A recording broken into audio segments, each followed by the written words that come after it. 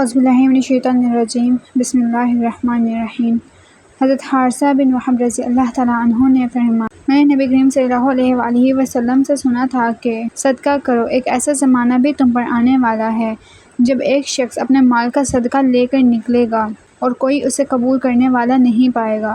حضرت ابو ہریرہ رضی اللہ تعالیٰ عنہ سے روایت ہے کہ نبی کریم صلی اللہ علیہ وآلہ وسلم نے فرمایا، قیامت آنے سے پہلے مال و دولت کی اس قدر کثرت ہو جائے گی اور لوگ اس قدر مالدار ہو جائیں گے کہ اس وقت صاحب مال کو اس کی فکر ہوگی کہ اس کی زکوٰۃ کون قبول کرے۔ اگر کسی کو دینا بھی چاہے گا تو وہ کہے گا مجھے اس کی حاجت نہیں۔ نبی کریم صلی اللہ علیہ وآلہ وسلم نے فرمایا کہ لوگوں پر ضرور ایک زمانہ ایسا آئے گا، ایک شخص سونے کا صدقہ لے کر نکلے گا لیکن اسے کوئی لینے والا نہیں ہوگا، اور یہ بھی ہوگا کہ ایک مرد کی پناہ میں 40 عورتیں ہو جائیں گی، کیونکہ عورتوں کی زیادتی اور مردوں کی کمی ہو جائے گی۔ عدی بن حاتم رضی اللہ تعالیٰ عنہ نے کہا، میں نے رسول اللہ صلی اللہ علیہ وآلہ وسلم کو یہ فرماتے سنا کہ جہنم سے بچو، اگرچہ کھجور کا ایک ٹکڑا دے کر ہی صحیح، مگر ضرور صدقہ کر کے دوزخ کی آگ سے بچنے کی کوشش کرو۔ رسول اللہ صلی اللہ علیہ وآلہ وسلم نے فرمایا کہ بنی اسرائیل کے ایک شخص نے کہا، مجھے آج رات ضرور صدقہ دینا چاہیے،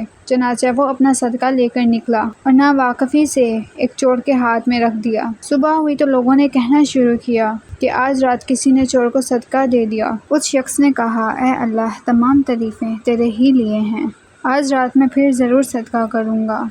چنانچہ وہ دوبارہ صدقہ لے کر نکلا اور اس دفعہ ایک فاحشہ کے ہاتھ میں رکھ دیا۔ جب صبح ہوئی تو پھر لوگوں میں چرچا ہوا کہ آج رات کسی نے فحاشہ عورت کو صدقہ دے دیا۔ اس شخص نے کہا، اے اللہ، تمام تعریف تیرے ہی لیے ہے، میں زانیہ کو اپنا صدقہ دے آیا، آج رات میں پھر صدقہ نکالوں گا۔ چنانچہ اپنا صدقہ لیے ہوئے وہ پھر نکلا اور اس مرتبہ ایک مالدار کے ہاتھ پر رکھ دیا۔ صبح ہوئی تو لوگوں کی زبانوں پر تھا کہ ایک مالدار کو کسی نے صدقہ دے دیا ہے۔ اس شخص نے کہا، اے اللہ، حمد تیرے ہی لیے ہے، میں اپنا صدقہ لا علمی سے چور، فحاشہ اور مالدار کو دے آیا۔ اللہ تعالیٰ کی طرف سے بتایا گیا کہ جہاں تک چور کے ہاتھ میں صدقہ چلے جانے کا سوال ہے تو اس میں اس کا امکان ہے کہ وہ چوری سے رک جائے، اسی طرح فحاشہ کو صدقہ کا مال مل جانے پر اس کا امکان ہے کہ وہ زنا سے رک جائے، اور مالدار کے ہاتھ میں پڑ جانے کا یہ فائدہ ہے کہ اسے عبرت ہو کہ پھر وہ اللہ نے اسے دیا ہے وہ خرچ کرے۔ اگر آپ کو میری ویڈیو اچھی لگی تو ویڈیو کو لائک اور چینل کو سبسکرائب کریں۔